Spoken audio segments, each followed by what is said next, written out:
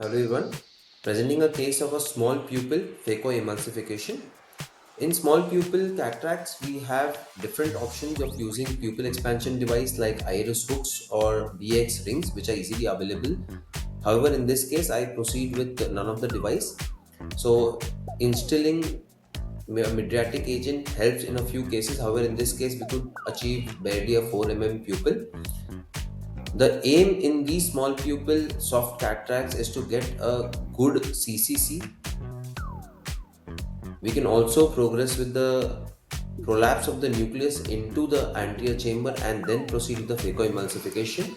So, completing the CCC with the help of a bent 26 gauge needle, 2.8 keratom used for the main wound in the superior temporal quadrant. A hydrodissection, a gentle hydrodissection, avoiding any iris prolapse, and a rotation of the nucleus is very essential in such cataracts. In such soft cataracts, the risk of forming a central crater during phacoemulsification exists, and hence we have to be very careful during the chops. So the phacoprobe going in, aspirating the superficial cortex, and then getting a complete burying the phaco tip inside the cataract matter, and then taking the dialer and making the cataract into two halves. Once a single piece is separated, it becomes very easy as we can take the piece in the pupillary plane and emulsify it.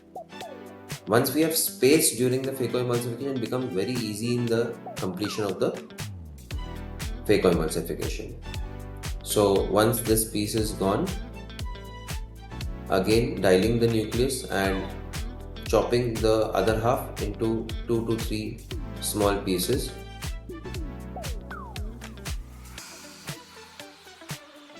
Once we have these small quadrants, getting each piece in the pupillary plane and emulsifying it, making sure the emulsification is happening in the pupillary plane and putting viscoelastic as and when required to protect the corneal endothelium.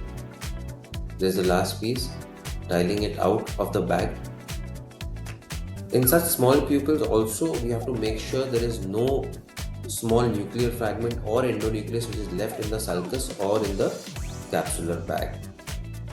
After finishing the phaco, proceeding with a bimanual irrigation aspiration.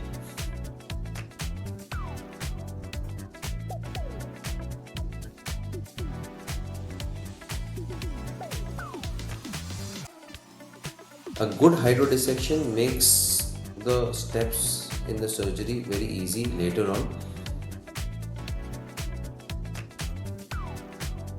Aspirating some of the endonucleus with the help of the irrigation aspiration.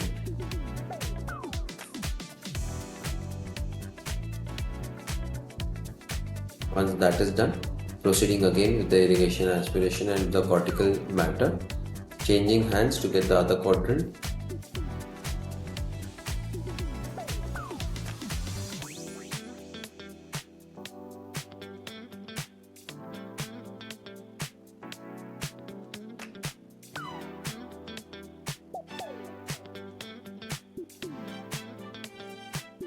Once the cortical cleanup is done, making sure there is no cortex left behind with the help of the irrigation probe.